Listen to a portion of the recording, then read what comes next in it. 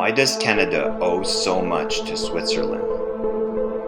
The fact that 15 peaks in the Rocky Mountains came to be given common Swiss names is part of a story not being shared enough. Canada's mountains are in the province of Alberta, and more specifically in the Rocky Mountains, right about here. Canadians started exploring them in the 1800s and were able to gain access through trains and railroads across Canada.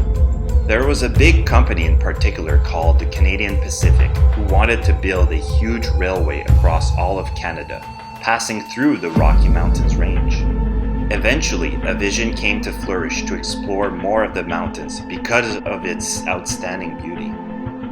Canadians built fancy hotels, with the Banff Spring Hotel being the first in 1888. Unfortunately, it's really hard to navigate the Rockies. It's an extremely dangerous endeavor.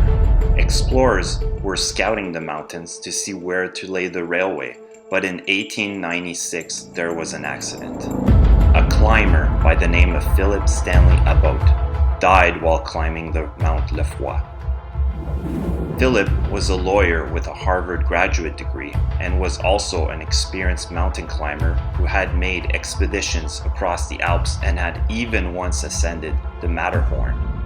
On August 3, 1896, Philip slipped and fell down while free climbing. This was the first documented mountain climbing death in North America at the time. It was displayed in every newspaper and seen by most Canadians. That event scared everyone, and Canada decided to stop exploring the mountains. At that time, the Swiss were the known mountain experts. Canada's mountains were known to be identical to the Swiss. Eventually, Canadians asked help from the Swiss to guide them into the Rockies safely and share their wisdom. The Swiss agreed to pass on all knowledge they had to their Canadian allies. They sent the best mountaineers they had. The 36 mountain guides brought over by the Canadian Pacific Railway were very well organized and had brought crafty tools that facilitated any expedition. Once the Swiss took over the mountain expedition, there was not a single death in 50 years the guides were employed by the railway. That gesture really left a mark on Canadian culture. Over the course of the 1900s, the Canadian Rockies became very popular.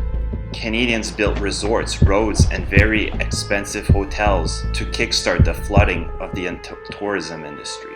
The Rockies became so famous that it was stapled as the identity of Canada. The tourism industry bloomed, and Canadians really benefited in the terms of economy. Eventually, the Swiss guides returned home, but they left behind a large supply of Swiss mountain gear. That equipment, clothing, and gear really caught on to the fashion that Canadians use till this very day. It was the Swiss guides who made it all happen. They sacrificed the comfort of their own homes to help ours. Today, there are 15 mountain peaks that were given Switzerland names as a commemoration to their friends across the sea who helped cultivate the Canadian mountains as we know them. If you go to any ski lodge in Canada today, you will see Switzerland equipment and clothing. That is not by accident. That is the evolution of the gear and equipment left behind. If you want to know more about the Rockies, you can look at my video, the top 7 best things to do in the Canadian Rockies.